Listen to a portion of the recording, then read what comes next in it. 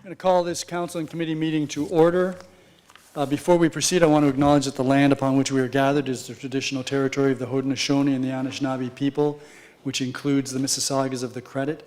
Many of those individuals continue to live in our community, and they add to the richness and diversity of life in our community. Madam Clerk, the roll call. All members of council are present, Your Worship, with the exception of Councillor Butler, who is running just a few minutes behind. Thank you. There is no addendum this evening. I've got a few announcements. I want to start with reference to Decoration Day. On June the 5th, a week ago Sunday, the Fort Erie Legion Branch number 71 commemorated Decoration Day. And this is particularly poignant for Fort Erie because the ceremony arose out of the desire of the veterans of the Battle of Ridgeway on June 2nd, 1866, to honor their fallen comrades. Each year, Canadian military veterans were honored on June the 2nd until November the 11th, when the federal government chose to make that Remembrance Day across the country. Some communities in Canada continue to observe Decoration Day. This year's ceremony was held against the backdrop of a provincial election in which only 43% of the eligible voters cast a ballot.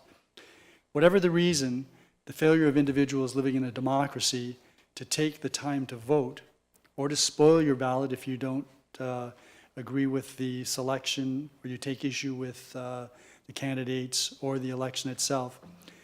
Failure to take the time to vote dishonors those men and women who have served our country to ensure that we continue to enjoy democratic rights and freedoms, none of which is more important than the right to vote.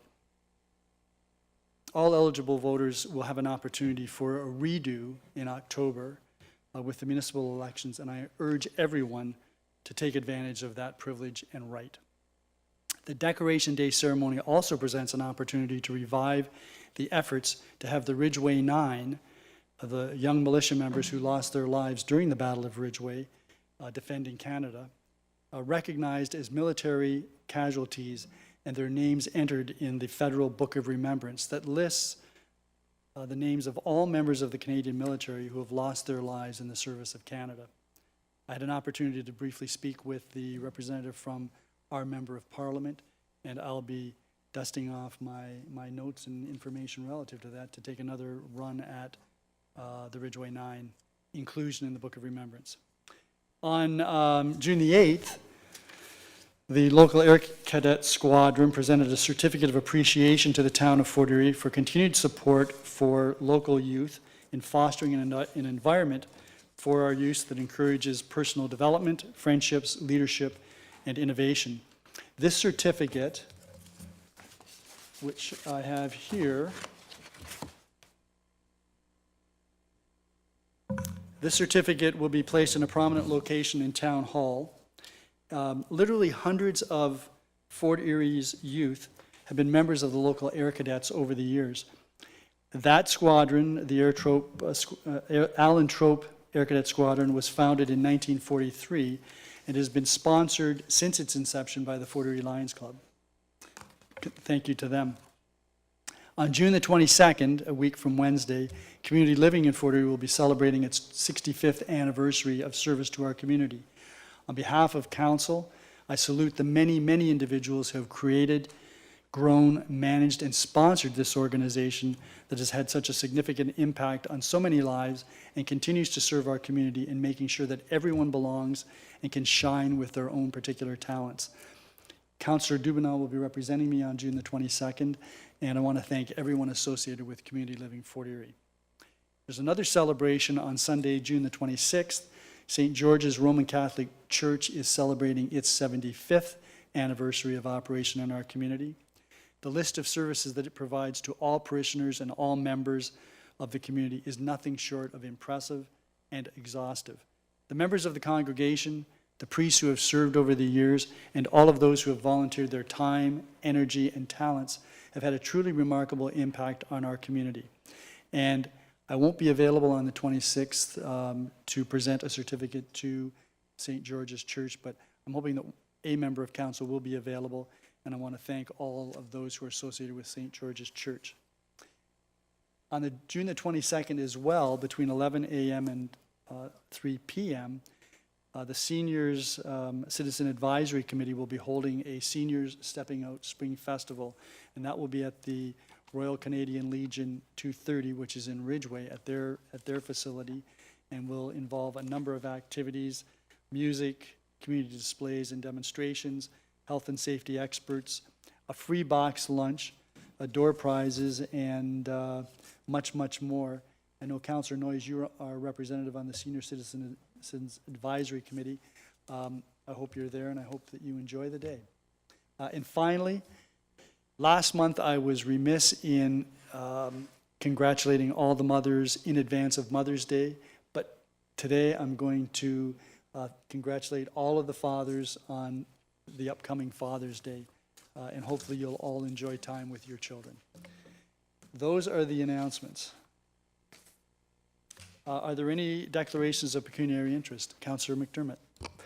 Yes, Your Worship, of the consent agenda, item IS 16-2022, as I am now working at VIA on special projects.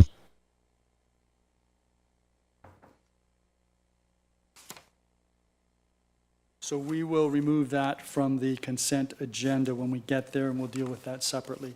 Any others? Councillor Dubanow. Yeah, thank you, Your Worship. PDS 23-2022, that's the registration, control, and regulation of animal rescue groups. The Fort Erie SPCA is listed as a stakeholder in the report, and my company has performed contracted services for the Fort Erie SPCA. So in abundance of caution, I'm continuing to declare that conflict, Your Worship. Okay, and that,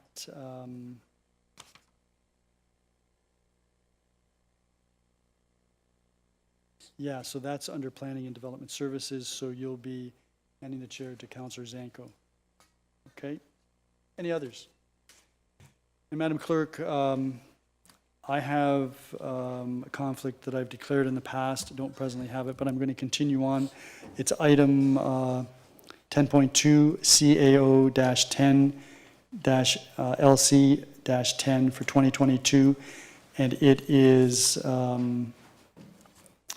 this is with respect to 1799 Niagara Parkway. So I'm going to hand the chair when we get to, I'm going to ask that that particular item in the report be removed and dealt with separately, at which point I'll ask Councillor Lubberts, who is the acting mayor, to assume the chair. Are there any others? Okay. Then we have some upcoming public meetings. There's an open house for a proposed plan of subdivision on Seymour Avenue. That open house is scheduled for Thursday, June the 16th at 6 p.m. here in the Town Hall atrium. There's a proposed temporary zoning bylaw amendment. That's a public meeting with respect to 131 and 135 Gilmore Road. That will be next Monday, June the 20th at 6 p.m. The information report with respect to that will be available on our website on Wednesday, June the 15th, which is 2 days from now. To participate, residents can attend in person in the council chambers, or they can attend virtually via audio, video, web, or telephone. They need to contact Daryl Vanderveen, our junior development planner. His contact information would be on tonight's agenda. And it would be the same contact person for the next proposed temporary zoning bylaw amendment, which relates to 409 Gilmore Road. That public meeting, again, will be held June the 20th, next Monday at 6 p.m., and the information report will be available next Wednesday on our website after 5 p.m. There was a public meeting scheduled for this evening, but it has been deferred to a future date to be determined, and that then takes us to the consent agenda. So the one item that will be coming out of that consent agenda is report IS 16-2022. Are there any other items that anyone wishes removed from the consent agenda? If not, can I have a mover for what's in the consent agenda? Councillor Dubanow? And are there any questions or comments with respect to any of the reports contained in the consent agenda? Councillor Noyes. Thank you, Mayor Redekop. On PDS 38-2022, the Alexander Road, the zoning bylaw amendment. I just want to make sure that they can only build a one-story if that's part of the site plan, because I know it's a smaller lot. That they can't change their minds or sell a lot to somebody else and change their minds. Mr. Hurlovich, do you have any comment on that?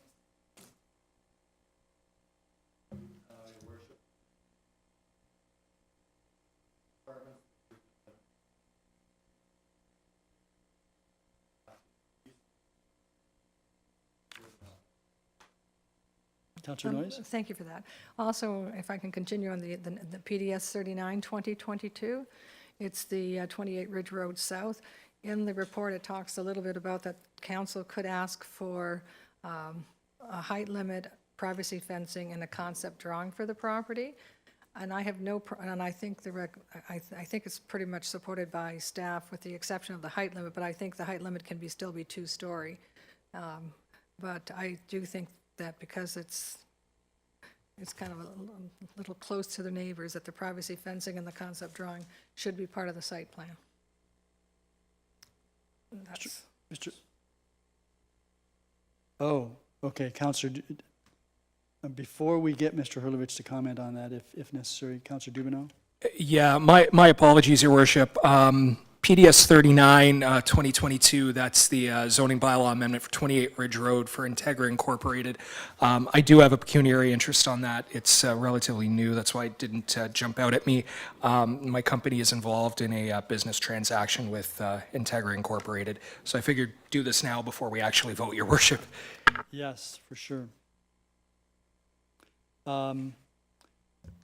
Hurlovich, Councillor Noyes had raised a question. Do you have a response to that?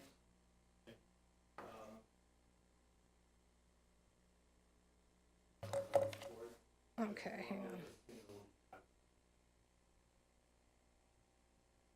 Okay, hang on one sec. My computer is giving me problems. Okay, it's on page 9. And it's the second paragraph. Okay, it says the applicant is not requesting, council does have the ability to consider limiting the building height or require privacy and fencing as part of the zoning bylaw amendment. It may also request more detailed information from the applicant on conceptual design of the future dwellings. That's in the second, that's under a staff response, the first paragraph, third line.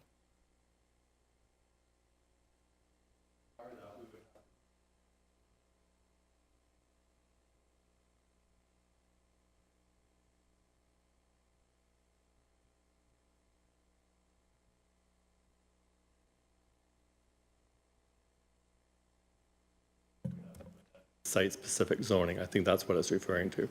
Yes, and I'm just suggesting that we follow that and that we do that. I know later on, the planning staff did talk about the board-on-board fencing Yes. along the eastern portion, and they did talk about the height, and I don't mind if we don't put the building height, as long as it can't be more than a regular two-story building. Yeah, I don't, excuse me, I don't know how tall they're proposing, but there would be a height limit on there of 10 meters, which would be typically a two-story with a tall roof. This report makes reference to 2 stories and 9 meters, so that's in the zoning, so they wouldn't be able to build higher than that Right. without Yes. amendment. Right. Councillor Noyes? Okay, no, and that's fine, so do we then direct staff to put this in the zoning bylaw amendment, or? Well, that's up to council to decide whether you wish to add that. You'd add that to your motion. What is it you're wanting put into the bylaw? That the council does the building height, how did I put it? That we should ask for the height limit, privacy fencing, and a concept drawing. So the zoning bylaw provides for a height limit of 9 meters, 2 stories or 9 meters. That's in the zoning bylaw. So that wouldn't be changing. Is that correct, Mr. Hurlovich? Through your worship, yes, that would be correct. Then it would be the other two, the privacy fencing and the concept drawing. Which is, again, it's part of the narrative that we could ask for. Privacy fence and, And the concept drawing of the house that's going on, I guess, or where the house is going to go. do you need any further or clearer instructions on that, Mr. Hurlovich? I don't need any clearer instructions. I just need the council to say we approve the report with the addition of a privacy fence on the east side. Okay, so on the east side, that's your intent, Councillor Noyes? Yes. And what about the concept drawing? Is that just, I don't know what the concept drawing would show, but certainly you can ask for a concept drawing. But you have to make it part of your motion if we're going to include it in the bylaw. okay, I guess it's called conceptual design of future dwellings, that we can ask for that. You can ask for that. Okay. So just so that we're clear, we're going to vote on this separately from the package because Councillor Dubanow has declared a conflict. And perhaps you can tell us what your amendment is to the recommendations so that it's clear for all members of council and the clerk. Okay, that we accept the recommendations with the addition of the privacy fencing on the east side and the conceptual design of future dwellings. Do you have that, Madam Clerk? Any questions or comments to the amendment, proposed amendment? If not, all those in favor? None opposed, that is carried. Any further questions, Councillor Noyes? Not on that report, but on, just a comment on the PDS 40/2022. Sure. The Planning and Development Services, just how busy both the planning and development are, how many, they're just really run off their feet. And also the bylaw stats, how much higher they are this year than they were in the past. And it's the increased activity and the demand on staff it's got to be recognized, I think, and you know, they got to be very tired at the end of the day. Thank you. Okay. Councillor Dubanow. Yeah, Your Worship, just on that issue of PDS 40/2022, I want to give special mention to one particular individual in the planning department because things have been going crazy right now, and she's actually wearing two hats. She's, she's actually a planner, and she's actually kind of our interim manager of development approvals right now, and it's Anamika Delaria. And I have been very impressed with how well she's been handling all this pressure and the load and trying to balance things out and handle things in a timely manner. It's, when you're sitting on this side of the desk, you see just how busy things are and how much is coming in and how much is being dealt with. And I really got to hand it to her and the rest of the planning department staff because this is a very, very difficult's the wrong word, very, very busy time for them right now because this is their wheelhouse. This is what they do, and they do it well. And I just want to give them a shout out because they're keeping the wheels turning as we have so much interest in our community. And if it wasn't for them, that would grind to a halt. And I really, really just, I really commend them for the work they're doing under the pressure they're handling right now. That report highlights it all. They're just very, very busy. So I appreciate what Councillor Noyes said, and that just kind of spurred that thought. And thank you, Your Worship. Thank you, Councillor Dubanow. I'm sure that's very much appreciated. I'm sure that Mr. Hurlovich and Mr. McQueen will both pass that on to Ms. Dowaria. And I was at a meeting this morning with her, and she's absolutely on top of everything. And you're quite correct. Our planning staff is running ragged. Any other questions or comments by any members of council? Councillor Noyes. Thank you, Your Worship. I forgot IS 17/2020, the award for the Jarvis Street reconstruction and streetscaping, and that it is coming in over budget, but I think we can kind of reflect back on the fire station too. It seems that the cost for everything is going up, and it's unfortunate, but I think we have to kind of think about that in the future, that what we thought it might cost may be quite different than what it will cost. And I did leave a message for Jonathan, but just about the interest rate and that it's not, we have investments that we're going to get more money on, but it's really not going to make up for the loss in like the $1 million in the higher debenture costs. But again, we just have to recognize that things are going to cost more as we're going forward. Thank you. Thank you. Anyone else? I have a few questions with respect to PDS 40, and that is the Planning and Development Services. And Mr. McQueen, I think one of the things that we should be keeping in mind, along with our planning department, is with the number of new housing starts and houses, many of them two-story, 2,500 square feet, probably 3-4 bedrooms. Those are homes that are being occupied by families. I think we need to raise with the District School Board of Niagara in particular, where the new students are going to be going, because we have now four public elementary schools, all of which are jammed. I think they all have portables. I'm not sure about Stevensville, but it may be, if it's not, it's going to be on the verge. All the others do, including the new one in Ridgeway. So I think we need to keep an eye on that, and perhaps you and I can chat about that. Second thing is, I noticed that we had 71 swimming pool permits, and I know, Mr. CAO, you were going to be looking into how we could streamline the swimming pool permit application. And are you following up on that? Okay. The other question that I had, and Mr. Hurlovich probably can answer this more clearly. I noticed that a lot of the pre-consultation reports relate to committee of adjustment work, which would be severances or minor variances. And I'm just wondering, is it necessary for all of those to go through a pre-consultation process? And if so, you can perhaps explain the rationale so that the public understands why. Thank you, Worship. Yes, so the consent applications do go through a pre-consultation process. That is where the applicant comes in, meets with city staff, regional staff, Conservation Authority staff to review whether or not this severance would have any impact on the neighborhood in terms of servicing, natural resources, et cetera, regional road widenings, for instance. So subdivision or consents are basically subdividing the property, creating a new lot. So all of those are reviewed. The minor variance applications don't actually go through a minor variance process. They're reviewed internally by staff. Because we are so busy, I think we have, on our last agenda, we had 25 active applications. And we can only accommodate 9 at most during a pre-consultation. We are doing more of these through email exchange with the departments, especially where there are no conservation authority, which would be natural resources, or regional issues, which would be servicing or road widenings. So we are trying to speed that up because there's just such a massive amount. So we're trying to work through them as quickly as we can.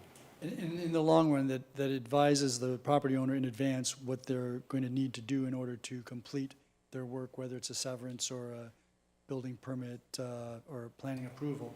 And it also probably saves time down the road. Well, it does, because it lets them know the work that they need to do. If there's a study or an additional road widening, that can all be included in the survey at the outset rather than trying to catch up with it later on. Right. And then I just had, before you sit down, on page 15, there was a reference to the fact that there were, at the end of the year, 1,029 applications, 826 of which permits had been issued for. Those others were in progress of being reviewed and approved, I presume. Yes, they are. Some are waiting for additional information from the applicant. Some are just going through the normal process. Thank you. So my next question goes to Mr. Walsh, I think, and this has to do with the water report, and which I found very helpful, and congratulations to your staff for helping us to reduce the amount of unaccounted for lost water. My question was, periodically there are situations where we find out that someone is taking advantage of municipal water and actually not paying for it. Have there been any prosecutions for theft of water that you're aware of? Mr. Mayor, I'd like to defer that question to Mr. Jansen. He's in charge of every attempt to recover funds when possible, but I don't know if we've actually gone that far. So, Mr. Jansen in the back row. I'm going to raise this Oh, file. my God.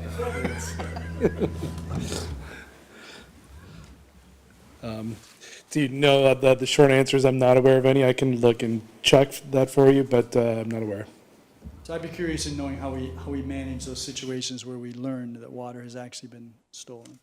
I presume that there's a mechanism for calculating how much we anticipate has been obtained and not paid for, and then we charge that to the individual or the company. Is that correct? That's right. We do have a water collection policy that council's approved. It was updated a few years back, which does give us certain powers and delegated authorities to follow up with some of those. We do limit in terms of how much we can go back, but we do have ways of estimating and coming up with defensible ways of coming up with an amount that we would back bill. Right, and so since you're up there, I have another question on another report, and that's the one with respect to Jarvis Street, which I think is a great project, and I know that this is something that's been long in the works. And because of the world in which we live, everything has been escalating in price. There have been supply chain issues as well. The additional money that's required to complete this project, the report recommends that we borrow that as well, so that we would be debenturing, I guess, 3/4 of the cost of this project. What's the case for further borrowing as opposed to utilizing some of our own reserves to cover that? Right, so we did, this project was something that wasn't previously forecasted. We were taking advantage of a federal fund, $750,000, and the remaining was debt financing.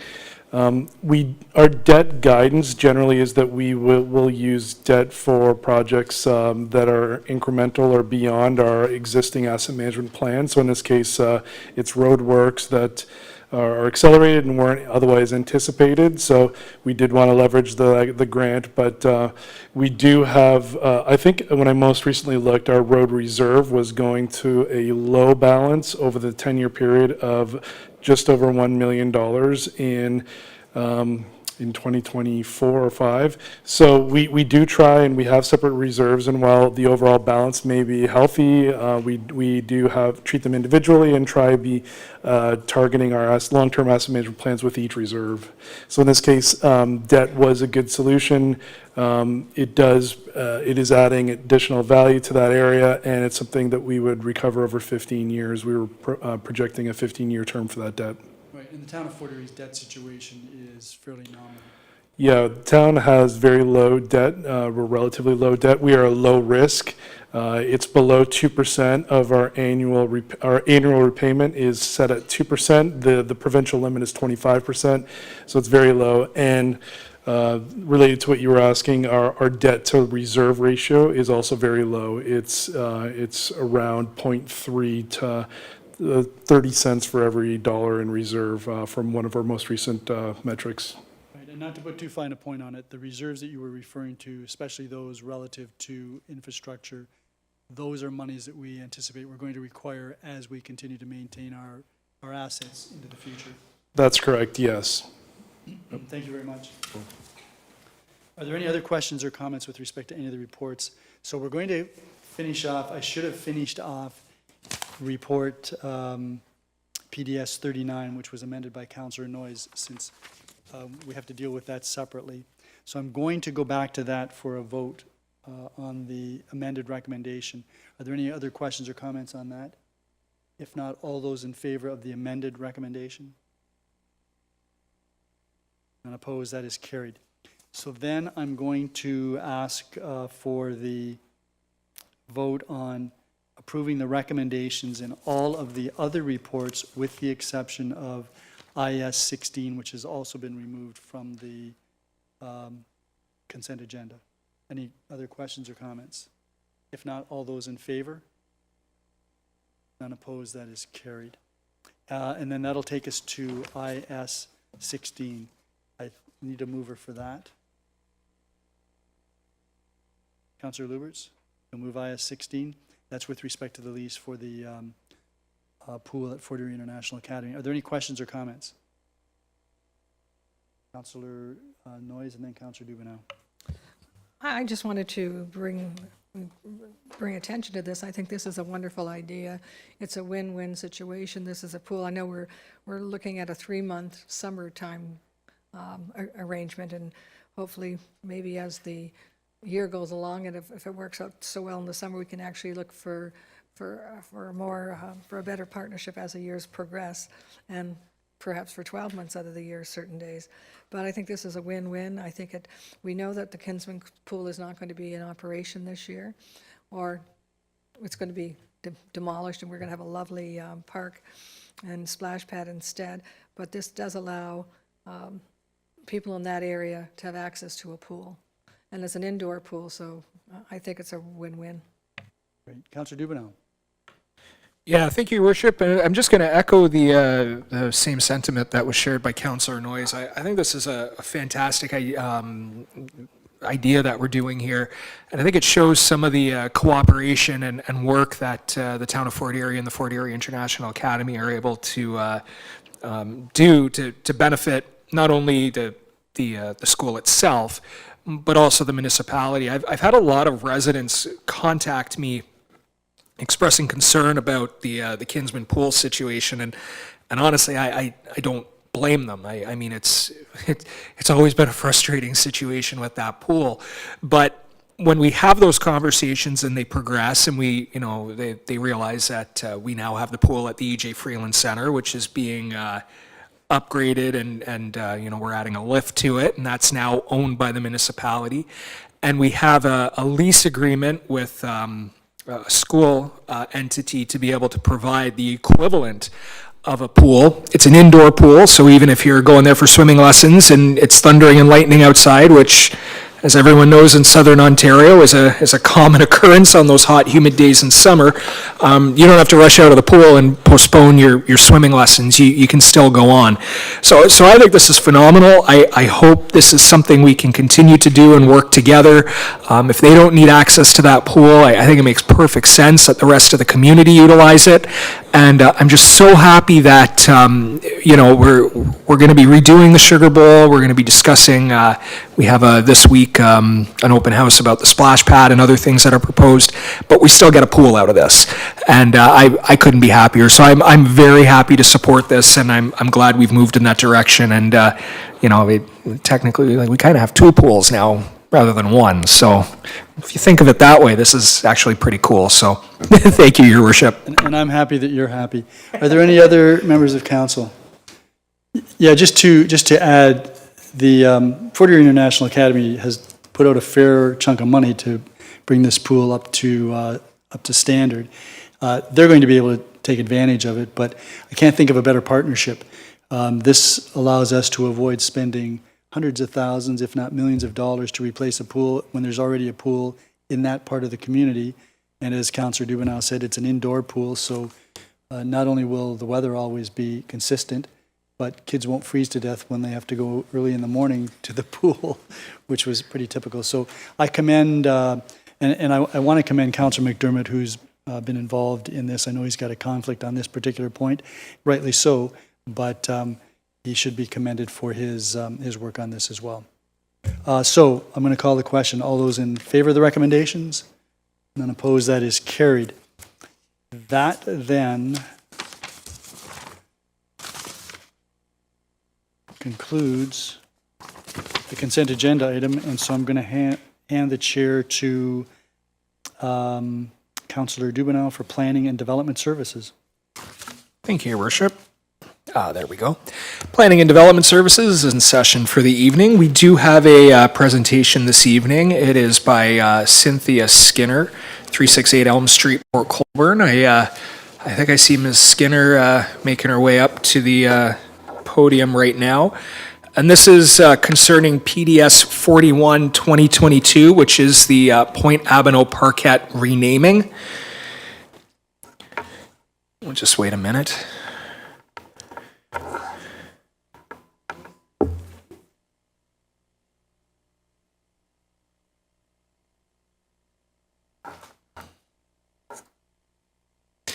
Good evening, Ms. Skinner. Thank you very much. And just a reminder, it is regarding PDS 4122, which is the park renaming. But the floor is yours. Good evening. Redekop Council and fellow citizens, I am here today asking for your seal of approval to recognize a group of early settlers and one branch of the family in particular. This earliest of European origin settlers who came at the end of the Revolutionary War included the Six Nations, United Empire Loyalists, and Quakers. So many Quakers settled here that for decades Bertie Township was informally known as Quaker Township. The cemetery near Ridge Road and Dominion remains a silent testimony to their presence. A now long-gone meeting house was nearby. For thousands of recent folks who have relocated to Fort Erie, this history may be unknown to you and thus not recognize the importance of this project. This town and Niagara Parks Commission have plaqued various points of historic interest, the old fort being our most famous, and the Fenian Raid site. The next large wave of arrivals are remembered by the Black Cemetery sign and the shipyards where they worked, and a panel honoring the Niagara movement. Mather Arch stands as a testament to one man's hope for peace between these two countries. Now it is time to recognize our Quaker community. It is a rare opportunity to be able to declare a small portion as a permanent park-like setting. The Dennis family was the original land grant recipient for most of Point Abano. We often hear reference to the sand and gravel pit business located there by Otway Page Holloway, but that is a much later piece of Point Abano history after the Dennises left. I propose that this acre of town-owned, unimproved land be called Quaker Dennis Place. This acre, for more than 2 decades, has been the departure point for the lighthouse tours, known civically as 1036 Point Abano Road South. This would not be an expensive project since the town already maintains it.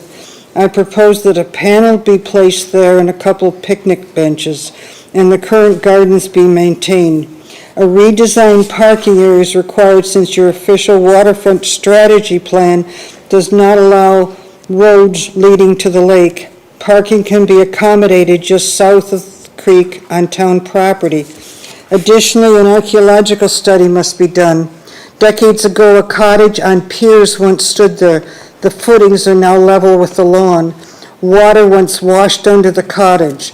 The lawn today represents infill, and a passover with ground-penetrating radar equipment will verify the lack of artifacts.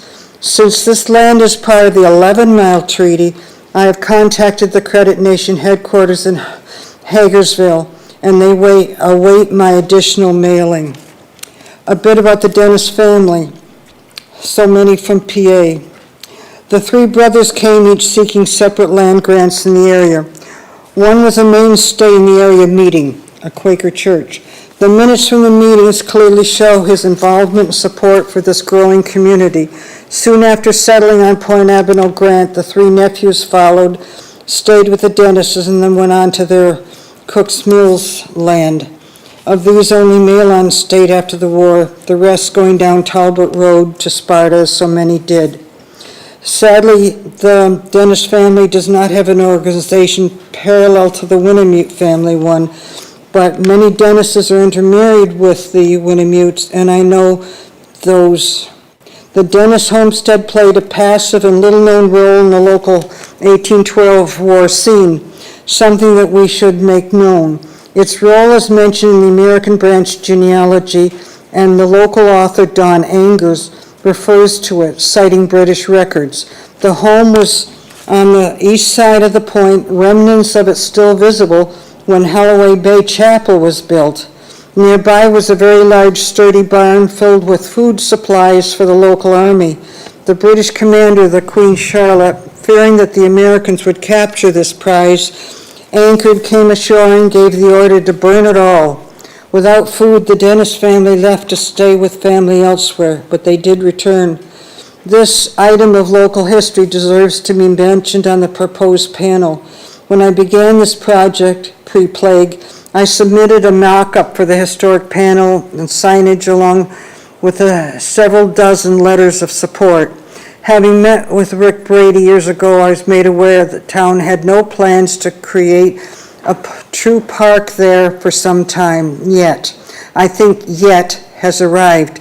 I implore you to consider hastening this timeline based on the historic connectedness of this acre and its long-standing host site for our lighthouse tours, 1036 Point Abano Road South, the departure point from which world guests gather to go to our lighthouse. This acre needs to look its very best for those who have come to see perhaps number 523 on their list. In fact, one gentleman from Germany declared that he'd come to see his 1,000th lighthouse. This speaks volumes. Let them leave praising our hospitality. Lighthouses remain among the top destinations worldwide. We have a gem. I ask that the 1036 Point Abano Road be named Quaker Dennis Place. And we have before I finish, a few pictures.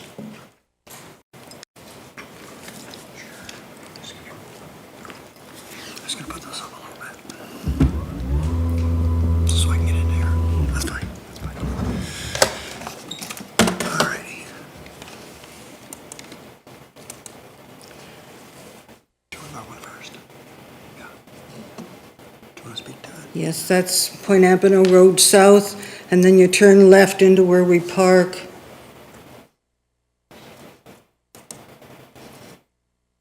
Another shot. That was actually taken before the garden, because there's a borderline garden across the front and on the left side of the drive. I didn't realize that was so old. But I don't have a smart phone, so I can't take pictures. That's just more of the... And then I think we have one just to the... And that shows, I refer to as an acre. I don't know how big it is, but I think to the left of the creek, it must not be more than an acre. And you see the road now goes down as a loop to the water, which I realize that has to disappear. But on the right side of the creek, the town owns the land and the parking could be there. That's all. Second. Thank you. My comments about the public input. Where does the myth arise from the cemeteries at Point Abano? I was in your offices today. There is no map, especially your building permit department. There is nothing blocked off. There is no cemetery at Point Abano. It's not fact-based. More importantly, the acre to be a park is infill. It was continually washed over by waves. The town would not allow us to drive over, use a cemetery as though it was only lawn. I have put out calls to many entities. I still hope to get more calls. In 1855, the Long House was excavated, and in 1921, another dig, but the museum has no information about that. Cemeteries are clearly blocked off. Several letters refer to the neutrals. They were pretty well eliminated by 1650. Our early settlers came in the 1770s, so no, they didn't trounce the neutrals' villages. 1036 has a name on town maps. However, there has never been one on site. Hence, most of us are totally unaware that it has a name. I was surprised to learn. Of course, the flora and fauna of this sensitive peninsula is important. An inventory of it was done by a Brock University prof very long ago, and in the 50s by botanist Hollins. But again, this is infill, no flora of significance, only that which was planted about a decade ago. Why am I not including the Roman Catholics and the Methodists? Because they were not fleeing persecution. The Six Nations, who were loyal to the Brits, the Loyalists and the Peace people were being driven out of the colonies and relocating here. The comments as a whole, I largely find myth and misinformation. I present research. I recognize the names of organizations sending comments and the names of individuals also. Curiously enough, it is like a double vote. Some whose vote was included in a group letter also sent individual comments. I don't think the dozen and a half myth-filled comments stack up very well against the several dozen letters of support that I submitted with my original application. At the beginning of this project, I reached out to Councillor Lubberts by phone and email. No reply, nada. Again this spring, I reached out, no reply. And had he replied, his letter could have had a more pertinent focus. That's sad. I hope you will add 1036 to your historic and tourist sites. Thank you. Thank you very much for your presentation, Ms. Skinner. I'm just wondering, do any members of council have any questions? Councillor Noyes? Thank you, Councillor Dubanow. Ms. Skinner, thank you for your very historic rendition of what's going on. It was very informative, and I want to thank you for all the time and effort you put in there. Now, just recently, the town of Fort Erie, the museum board, is starting a project called History Happens Here. It's a recognition of history that happens in different parts of the town that perhaps have gone unrecognized. And I see that Sydney's sitting here. And I'll make sure that the museum board does consider this site for perhaps one of those plaques. It's not a plaque, it's I know how you describe it. It's like a, how would you describe it? I can't hear. They call them Storyboards. That may be an appropriate place for for a storyboard to be there. Thank you. Thank you, Councillor Noyes. Anyone else from council have any questions or comments? Okay. Thank you very much for your presentation, Ms. Skinner. And just so you're aware too, I don't know if you want to say, we will be dealing with that report later this evening. So we have no further presentations this evening, so that's going to bring us up to reports. The first report I've declared a conflict on, that's PDS 23. I'm wondering, Councillor Zanko, would you assume the chair for that? Yes, I will. Thank you. PDS 23-2022 is already moved on April the 19th. So does any members of council have any questions? Mayor Redekop. Yes, thank you, Councillor Zanko. We did receive a memo, which is part of the agenda, that indicated that staff is requesting a deferral of this to allow them to obtain, or at least to analyze whatever legal advice they get, to defer this to August the 8th, 2022. So I would like to move that we do that. I'm sure, Mayor Redekop, before you do that, did staff need approval for the original spend in order to move forward with that report due on August 19th?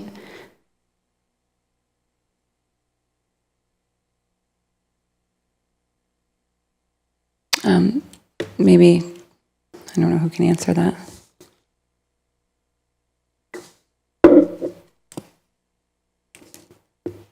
I would suggest if they did, we would have been advised of that in the memo. I don't recall seeing that.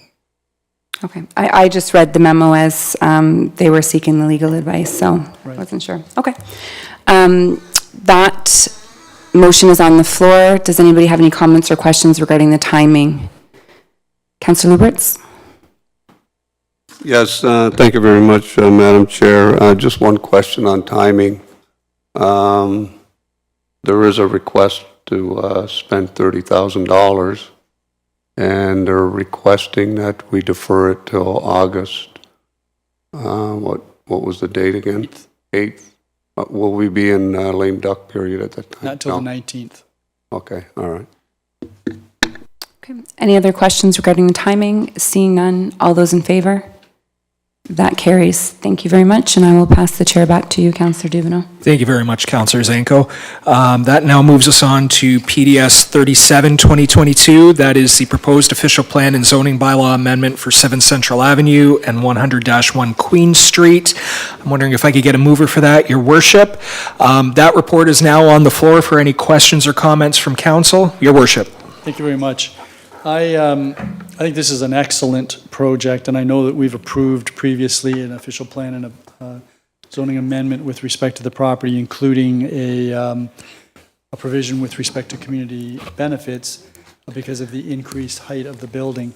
And there's been some dialogue, and I'm sure all of you are aware of the request for additional units which brought about this application, which has spurred some discussions about the community benefit allocation. And I had an opportunity to meet with the representatives of the developers, including Mr. Andrews, who's here this evening, and his partner, whose name I can't remember, sorry. And we had a brief conversation about the community benefits. And so I'd like to move an amendment to the report. It was a very good conversation. I complimented the owners and their representatives simply because they're deserving of compliments for the work that they've done on this, the relationship that they've developed with our staff. Ms. Dilwaria was in that meeting, and as I'd mentioned before, she was very helpful throughout. Mr. Hurlovich has also been engaged in this overall process. So the amendment that I'm proposing is this. After the first recommendation in the report, I would suggest the second recommendation read that Schedule D of Appendix 7, being the Section 37 Community Benefit Agreement, be amended to provide for an additional cash contribution of $40,000 for the additional 30 dwelling units, bringing the total contribution to $190,000. And the second amendment would be the very last paragraph, which would read that council directs staff to prepare the necessary bylaws for consideration at a special council meeting on June 20th, 2022, which is next Monday, when we already have a committee meeting scheduled in any event. That would allow us to pass the bylaw necessary to finalize this amendment and would also permit the developers to move forward with their plans. They're content with this. We've agreed on this, and so I would ask council to support this. Thank you, Your Worship. So that amendment is now on the floor. Do any members of council have any questions or comments about the amendment? So I'm seeing none, so I'll call the question on the amendment then. All those in favor? So the amendment carries. So now we're back to the report as amended. Your Worship, I saw your hand up again. And I just want to comment that this additional $190,000 is going to be utilized by council for affordable housing opportunities. And so that's something that was very important to the developers.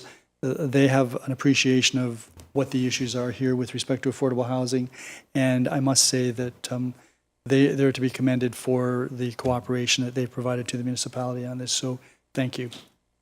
Thank you, Your Worship. Any other members of council?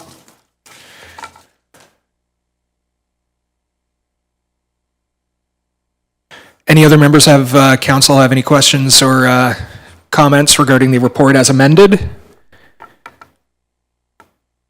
I'm seeing none, so I'll call the question. Oh, okay. I'll call the question then. All those in favor? So the report carries as amended. So now we will move on from PDS 37, 2022 as amended to PDS 41, 2022. That's the park renaming application for the Point Abano Parquet. Do we have a mover for that? Councillor Zanko. So that report now is on the floor for any questions or comments from council. Oh, Councillor Noyes. Thank you, Councillor Dubanow. I do see that the recommendation is on here is to deny the request, but I would, even if this passes, I do hope that we do consider having history happen here, storyboard there, because I do think it is important for the reasons given that this site be recognized for its history. Thank you. Thank you very much, Councillor Noyes. Any other members of council? Your Worship. Thank you. Yeah, I agree with Councillor Noyes. I want to express appreciation to Ms. Skinner, who's done a lot of work over the years on a number of initiatives and a number of sites within this community. I don't take exception to the rationale contained in the report by staff, who I think spent a lot of time, I think Ms. Hanson spent a lot of time working through this, consulting, et cetera. We've been given what I think are appropriate reasons for the denial, but I do agree with Councillor Noyes and I do agree with Ms. Skinner. This is an area of important historical dimensions for our community. I think it would be completely appropriate for us to follow up with the History Happens Here initiative and recognize what occurred at this site to inform people who would visit that. So I know that Ms. Skinner will be disappointed that we're not going to rename the park, which is, as the report says, easier to name a park than to rename a park. And that's true in many things in life. But I would support a history board at this site to give some information regarding how the site has been occupied over the years and some of the events that have occurred as related by Ms. Skinner. Thank you, Chair. Thank you very much, Your Worship. I have a question that I'd like to ask, but I just want to make sure if there's any members of council who had any questions or comments before I asked it. And I don't see anyone's hand raised, so I will. I'm just wondering, and perhaps Ms. Hanson might be able to answer this, because we had some brief discussion during our recent Planning and Development Services Subcommittee meeting. During Ms. Skinner's presentation, she had mentioned that she had spoke with Mr. Brady, which I'm guessing that would have been quite some time ago, regarding the plans for this park, and that at least at that time, that there was no plans. I'm just wondering if perhaps Ms. Hanson could shed some light on if there is a master plan or anything being proposed in the works for this in the short to medium term. Ms. Hanson? Certainly. Mr. Chair, yes, the 2017 waterfront strategy identified this site for redevelopment. It is included in our 10-year capital forecast identified for 2026, and we have identified at this point a $1 million budget to renovate this park. So would we be doing, and just to touch on that, would we be doing a master plan for this park as we've done for others? Yes, it would make sense to do that in order for us to consult with the public and determine the appropriate improvements that should occur at this park. And that's planned for 2026? Yes. Okay. So, Ms. Skinner, just because you raised the point about the park and what's being done, I know this is a couple years ahead, but I hope you'll keep in touch with the town, because when the master plan does come up, I think that would be an excellent opportunity to be able to redevelop this park and perhaps add some amenities and some other things to enjoy. I just wanted to make sure you were aware of that. All right, then. So I'm going to call the question on the report. All those in favor? So that carries. Thank you very much. Wow, I'm going to be quick tonight because I'm usually the long guy. Do any members of council have any new business or inquiries they'd like to bring up this evening? Well, you guys are making it easy for me tonight. It's normally not like this. Any questions about the business status report? I'm looking in your direction, Your Worship, because you always raise that. Well, I note that July 11th, we have 11 reports. So you're saving it up for... Some of them may be tentative, I hope. Anyways. So I'll take the easy evening when I can. So in that case, Your Worship, I will very quickly hand the chair back over to you. Thank you very much. Thank you. Thank you very much. That takes us to Infrastructure Services, Councillor Lubberts. Councillor Noyes? When did you guys change? About 3 months ago? No. Okay. I'm on a 4-month time delay. We'll blame it on COVID. Anyway, Infrastructure Services is now in session. There are no presentations and delegations. There are no reports. Any new business inquiries from council? Seeing none, that brings us to the business status report. Any comments or questions? Seeing none, Infrastructure Services is now closed, and I hand the chair back. Very efficient, Councillor Noyes. That then takes us to Corporate and Community Services, Councillor McDermott. And I should be more specific about what I have a conflict on for CAO 10, LC 10. And actually, I don't have to give up the chair. You'll have the chair. It's item 316 on page 7. Could I have a movement for Land Matters report? Thank you, Councillor Dubanow. Are there any comments or questions? Could we do that with the exception of item 316? Yeah, with the exception of item 316. Are there any comments or questions with regards? Councillor Noyes. Thank you. I just wanted to bring the Willow Road. We're talking about the Land Committee minutes, right? I know that in the Land Committee minutes, it indicates that the Willow Road problem has been solved. It hasn't been. I understand the armor rock was removed and it was replaced with something else. So the road allowance is still not navigable by the farmer. And I do understand from Mr. Walsh that the person who is blocking the road allowance has been given a letter of encroachment. Maybe perhaps Mr. Walsh can explain it, that they got today. And I will say that, and Councillor Lubberts will be better able to describe, Councillor Lubberts and I spent about an hour there today with the farmer who, we're trying to get a handle on, his land is landlocked, basically, unless he can use the unopened road allowance. And anyway, it's a problem that has not been solved, and he still can't access. So I'm going to, hopefully Councillor Lubberts will add to this because he understands it a lot better than I do. Mr. Walsh, do you want to speak to that? Okay. Councillor Lubberts? Yes, thank you very much, Mr. Chair. Just for a correction to Councillor Noyes, I'm reading that it remains outstanding in the minutes. So Willow Road is still outstanding.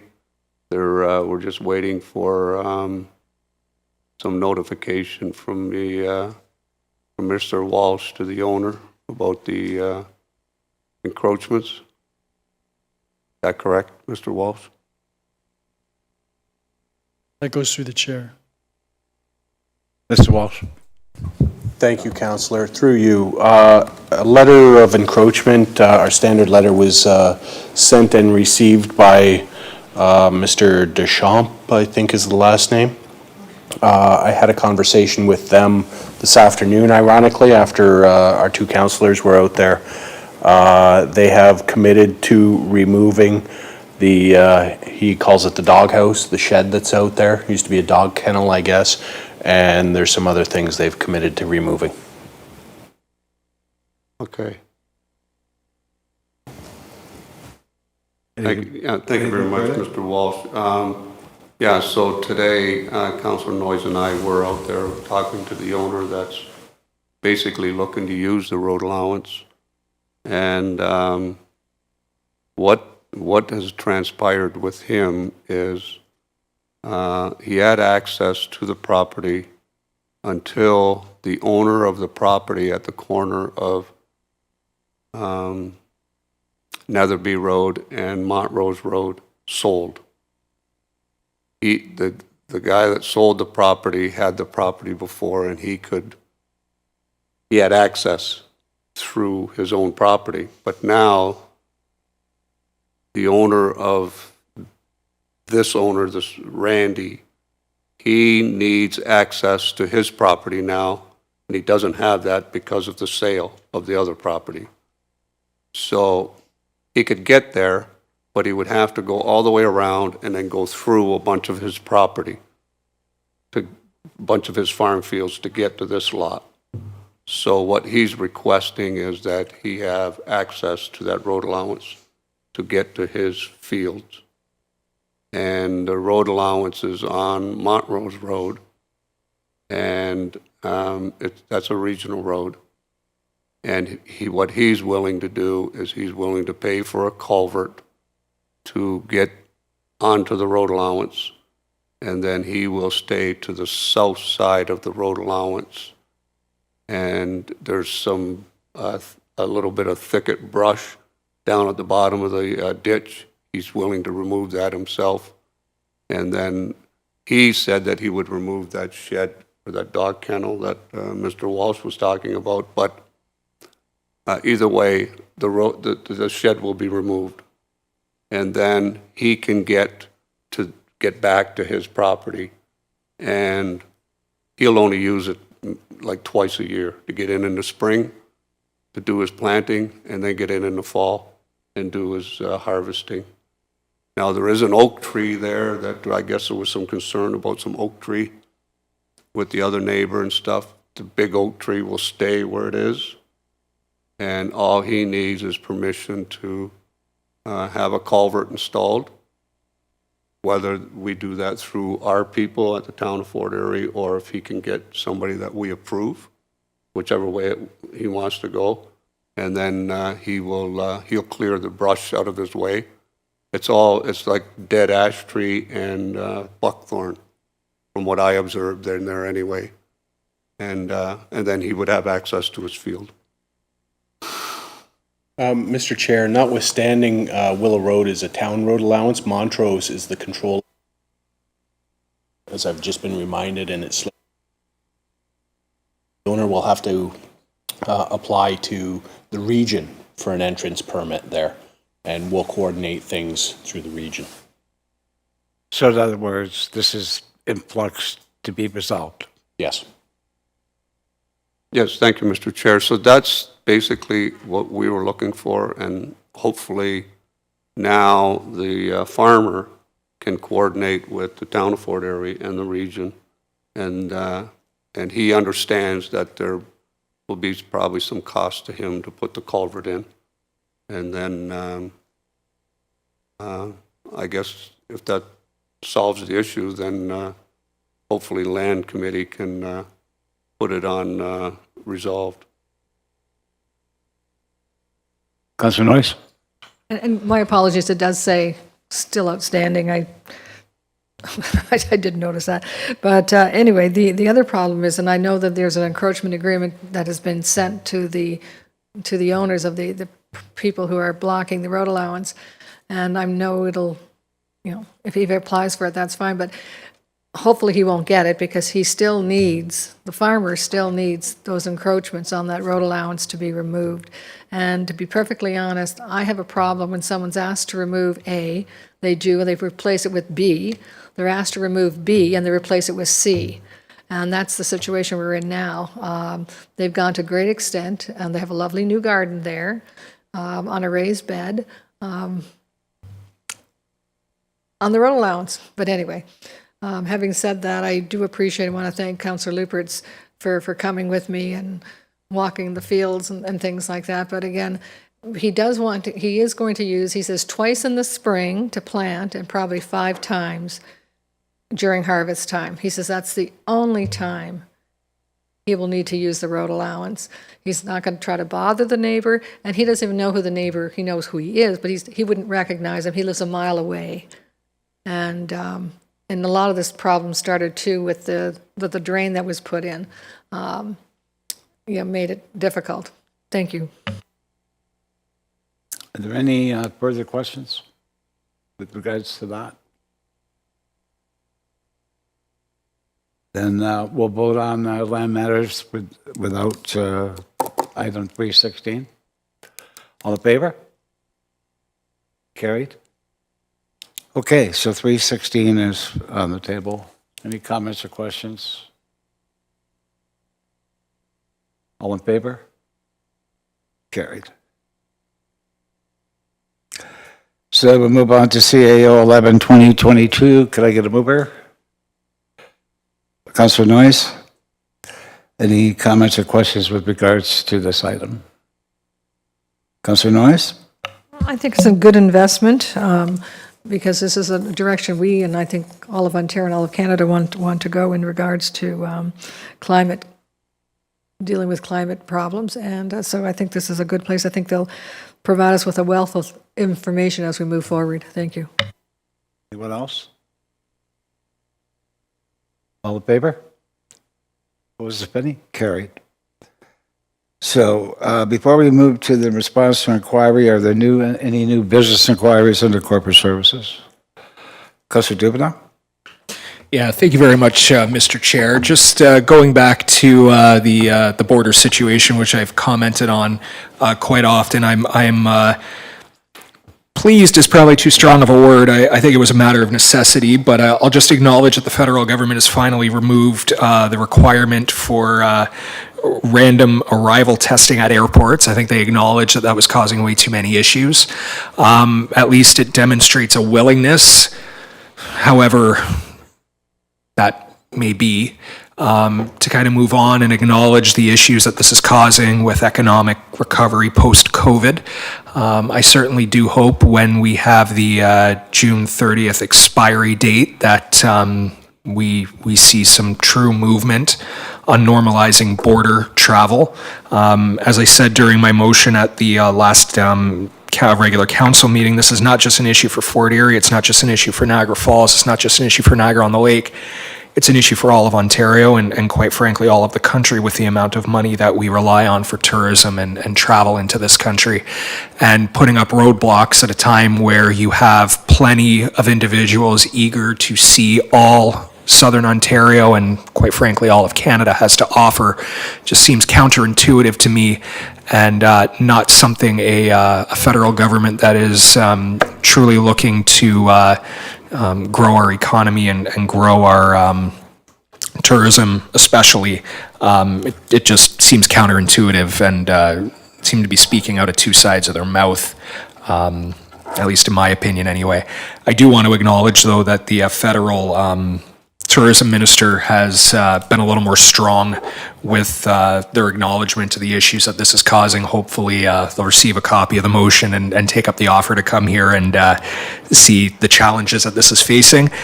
Better yet, hopefully they end most, if not all of these measures in time for our summer tourist season. I would like nothing more than to see visitors back in Fort Erie. Riding my bike down to Crystal Beach, it's nice to see people there again, but we could handle a whole lot more who are coming here to spend money in our community. So I'll be keeping a keen eye on this, and I'll occasionally mention it when I believe it's pertinent. Thank you for the time, Mr. Chair. You're welcome.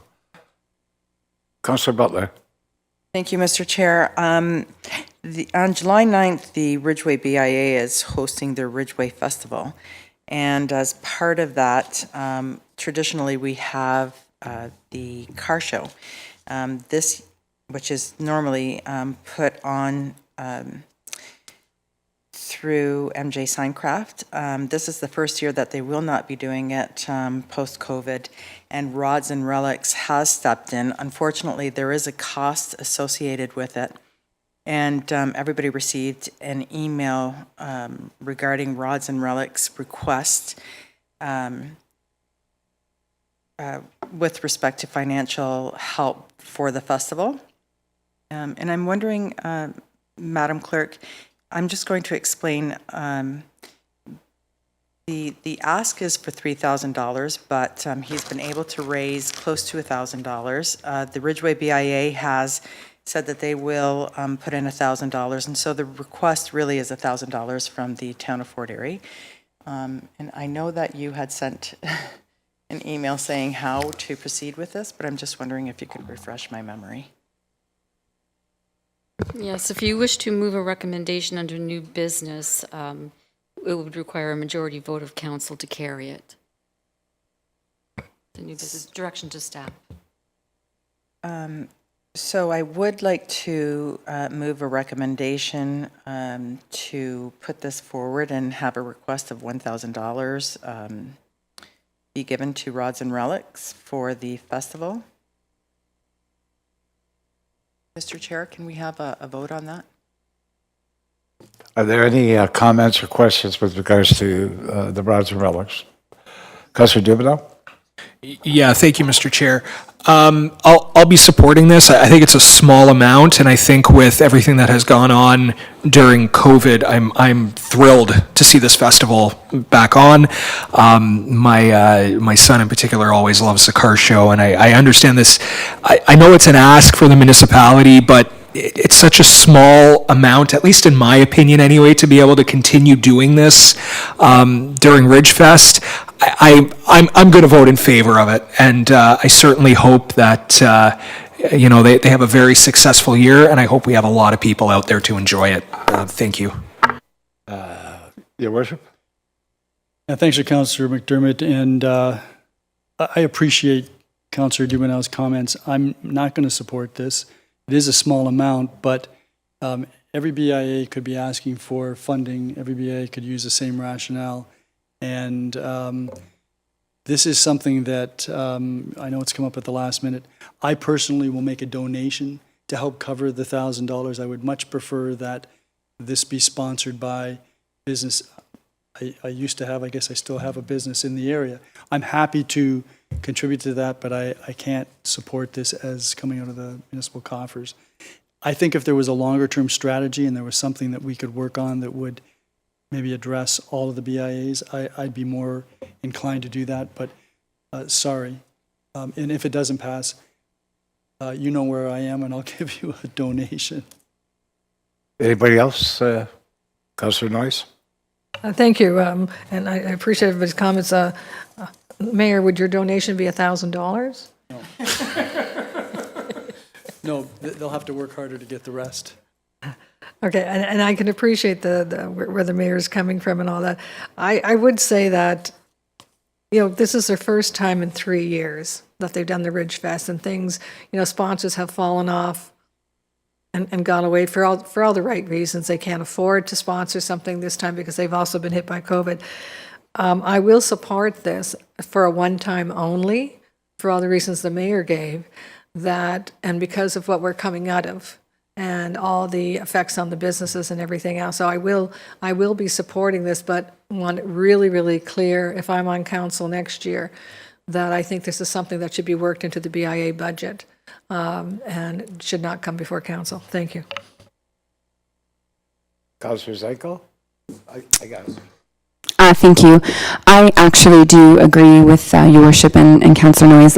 Initially, when I just heard Councillor Butler ask for this, I thought there's so many organizations who have come forward in the past and asked for some funding. But given the past, few years and the fact that, there isn't a huge amount of funding available right now, I will support it. I won't be on council in future terms, but I just wanted to make it very clear that would be the only reason why I'm supporting it, due to the funding. Councillor Lubberts? Yes, thank you very much, Mr. Chair. Just to go back a little bit of history on where we're at here. Mr. Razzo, I believe he's the president of Rods and Relics, and he's also on our Environmental Advisory Committee. So at our last meeting, and maybe I shouldn't say this because I should have been paying attention to the meeting, but we were discussing this car show and how the party that used to put the car show on didn't want to continue anymore with the car show. So Rods and Relics took it on.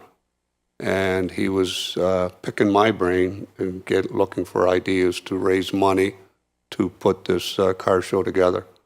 So I asked him a few questions. Rods and Relics is a incorporated nonprofit organization, but for some reason they didn't have a bingo. And so I recommended to him that he contact Ms. Gress at the town to apply for a bingo license, which they have done. And so he's going through the process, getting a license, and obviously this would probably qualify for lottery expenditures. I'm hoping it will anyway. So like Councillor Noyes said, this is a one-off, and I'm sure that they'll be asking for this just one time. But if the mayor is willing to make the donation, then maybe Councillor Noyes would withdraw or Councillor Butler will withdraw the motion, but still, I would have supported it because I know it will be a one-off, and Rods and Relics would probably put that in their budget, in their lottery budget, and then the car show would continue under Rods and Relics, and I don't know that they would come back to us for funding. So either way, whichever way we go, but if the mayor is going to support it, the funding, then we don't. I've probably got a pecuniary interest here because you But folks are all going to support it, so I'm going to say, get off the hook. I'm going to save $500. I'm giving you the opportunity to get off the hook. No, you haven't heard what I've said. Right. Say next. So, no, I appreciate what the mayor, and I appreciate that, we don't want to do this on a regular basis, but in this circumstance, they can't get a bingo that fast. And even if they did get their license, they probably wouldn't be allocated bingos to raise the money they need for the car show. So, Mayor Redekop, you're either on the hook or off the hook. Sounds like I'm going to be off. Okay, all right. Thank you, Councillor Lubberts. Councillor Dubanow. We're going to amend it to 500. Well, no, actually, Your Worship, you may not be off the hook, because I'm just wondering if Councillor Butler would consider amending this, rather than it be a $1,000 grant. Perhaps, there are going to be businesses in the area, especially if they understand the reality of the situation that they're facing. This is unique. As Councillor Lubberts had mentioned, they don't have time to establish a lottery license or get bingos. So I'm sure for 2023, this is not going to be an issue. I'm just wondering if Councillor Butler would consider maybe amending this to an upset limit of $1,000. So if they are able to raise money, unfortunately, Your Worship, you're not going to get off the hook.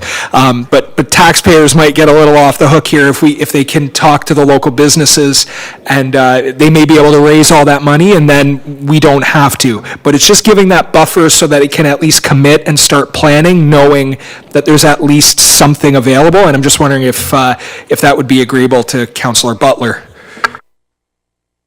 Councillor Butler?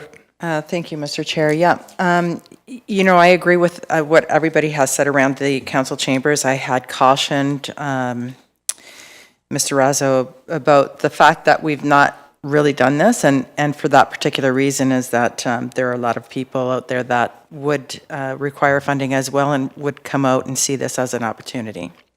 So I did caution him about that, the fact that it could be rejected. We did discuss, as a matter of fact, that it would be an upset limit of $1,000. So I probably should have prefaced it when I spoke earlier. Because he did raise $900, he's continuing to find more donors. And whatever is left over, the Ridgeway BIA had said we would split. So I appreciate that. And if we could, did I say funding source? And I guess, Mr. Chair, if we can ask Mr. Jansen if we need a funding source. Mr. Jansen? Mayor Redekop is funding source. What are you asking for? It's in the mayor's pocket. Mr. Jansen? Very short, no, we will accommodate. Petty cash. Petty cash. Okay. Your petty cash. Okay, thank you. Okay, so, Please. So from what I've heard is that Councillor Noyes has moved a friendly amendment for a one-time only. Correct? That's okay with you as the mover? And then the second amendment, friendly amendment, is to an upset limit of $1,000, which you have also. Thank you. all in favor? Opposed? Carries. Are there any further inquiries from the corporate services? Councillor Noyes? Thank you, Councilor McDermott. Now, I'm not sure if this is the right spot, but since it's the last, next week is the third Tuesday of the month, and I know Lincoln County Humane Society is going to have their monthly meeting, and it's the third Tuesday, and we are going to appoint someone on council. Oh, I see the clerk's hand up. So the third Tuesday, I'm just looking at my calendar, that would be the 21st. And we have scheduled a special council meeting on the 20th, which I was proposing to put forward that appointment. So we could do it that night, which it should be on a regular council meeting, not a committee. Oh, okay. So one of us has to be prepared to be going on Tuesday. So, okay. Questions? Okay, could I go to the CAO to read the response to inquiry to Councillor Noyes with regards to the position recruitment?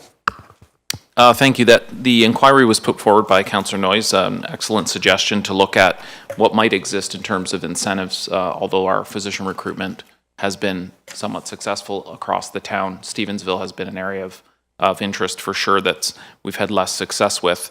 When we looked into the policy, the physician recruitment has been continuous for Stevensville. So as we have interested physicians or residents come forward to the town, we do a fairly comprehensive review of all the different areas where they may have an interest to locate.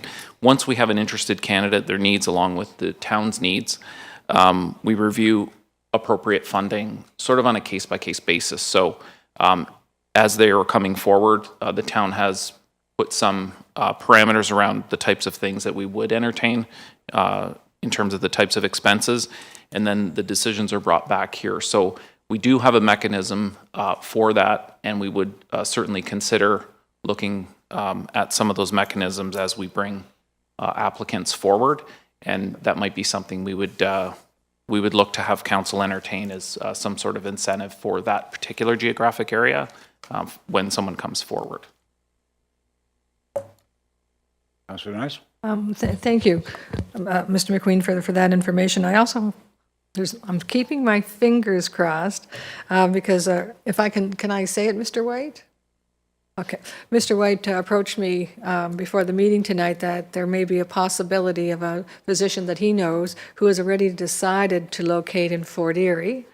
And he's going to talk about Stevensville. He's going to talk us up really good. And the fact that Stevensville, the Black Creek, Douglastown area had the most new house development in this last quarter, I think. That, and it's in desperate need. The other thing, it's a turnkey. It's ready. He could put up his or her shingle tomorrow, and it's a beautiful spot, and the residents of Stevensville and Douglastown will welcome him or her with open arms. So I promised Mr. White a steak dinner if he comes to Stevensville, and I'll stand by that. I may ask the mayor to donate. He's tapped out. He had money up until now, but he's tapped out. But anyway, that's a plus, and I want to thank the CEO for the information. And Stevensville has been waiting. I think this turnkey has been waiting for 3 years for a physician to occupy it. So again, thank you to Mr. White for reaching out to me and hopefully convincing his friend. Thank you. Okay, does anybody have anything under the business status report? Seeing none, it's back to you, Your Worship. Thank you very much, Councillor McDermott. That was almost painless. Scheduling of meetings. Councillor Zanko. Thank you, Your Worship. We have a active transportation committee meeting tomorrow being held here in conference room 1 at 5 p.m.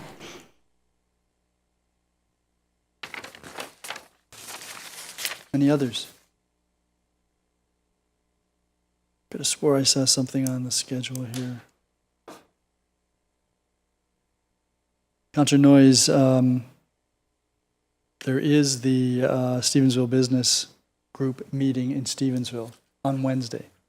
Oh, yes, I didn't know if, since that is the business group's meeting, that it's not really, Well, you and I are going to be there, so yeah, we're going to be there, and, it's on my schedule, and that gets circulated, so. okay, that's, know.